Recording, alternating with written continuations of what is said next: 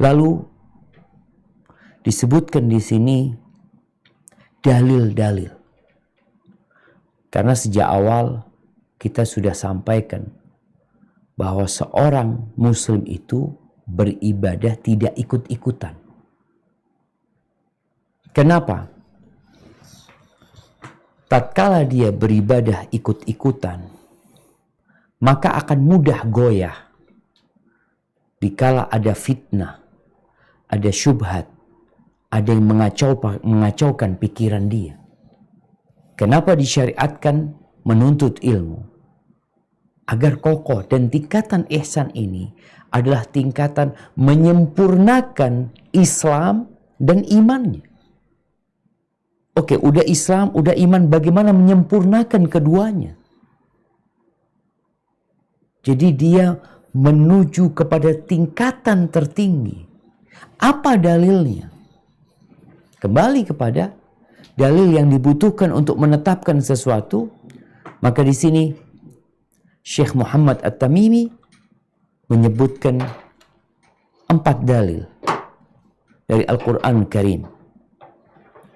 Yang pertama di surat Luqman ayat 22, kemudian di surat At-Talaq ayat 3, kemudian di surat Asy-Syu'ara ayat 217 sampai 220, kemudian di surat Yunus ayat 61, dan masih ada dalil-dalil yang banyak dari Al-Quran Karim.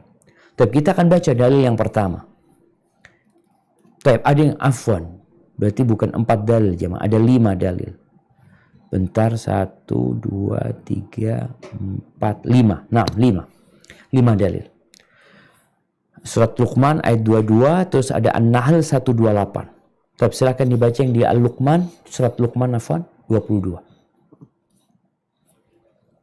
A'udzu billahi minasyaitonir rajim. Wa man yuslim wajhahu ila Allah wa huwa muhsinun faqad istamsaka bil 'urwatil wuthqa. Wa ilallahi aqibatul umur.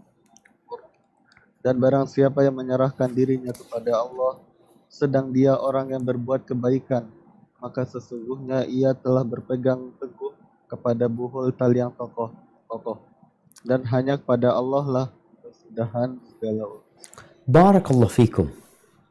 Allah menyebutkan 2 perkara. Yang pertama, wa man yuslim wajhahu ilallah. Barang siapa yang menyerahkan wajahnya menghadap kepada Allah, mengikuti agama Allah, wa huwa muhsin, dan dia berbuat ihsan. Artinya dia menyempurnakan apa yang sudah dia kerjakan. Karena ada orang yang tatkala berbuat, dia tidak menyempurnakan perbuatannya. Sedangkan ini dia berusaha untuk menyempurnakan.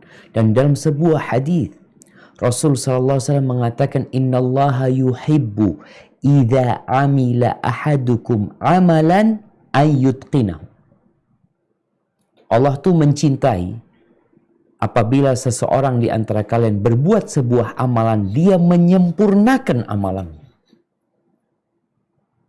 Jadi bukan sekedarnya, bukan semaunya, hanya ya pokoknya aku kerjakan, sholat pokoknya sholat, puasa pokoknya puasa, haji pokoknya haji. Enggak. Berusaha untuk menyempurnakan, untuk sampai kepada tingkatan ihsan. Jadi kalau bicara ihsan ini adalah menyempurnakan Islam dan iman kita.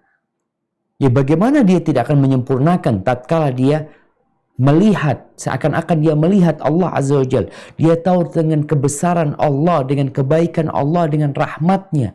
Dia meyakini janji-janji Allah Azza wa Jalla. Sehingga dia benar-benar termotivasi untuk menyempurnakan yang dia kerjakan.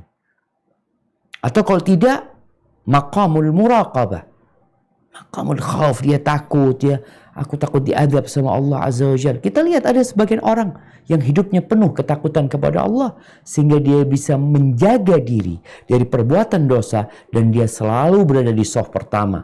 Dia senantiasa sholat berjamaah, oke. Tapi ada sholat berjamaah yang dilakukan seorang hamba, dia menyempurnakan sholatnya. Sholat berjamaah di shaf pertama dan shaf terakhir sah, sama-sama berjamaah.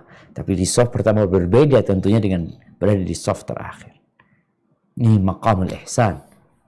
Maka siapa saja manusia yang menyerahkan wajahnya kepada Allah Azza wa Jalla, taat kepada Allah, dan dia berbuat kebaikan, muhsin, yakni dia menyempurnakan apa yang dia kerjakan, maka dia telah berpegang teguh dengan tali Allah yang kuat.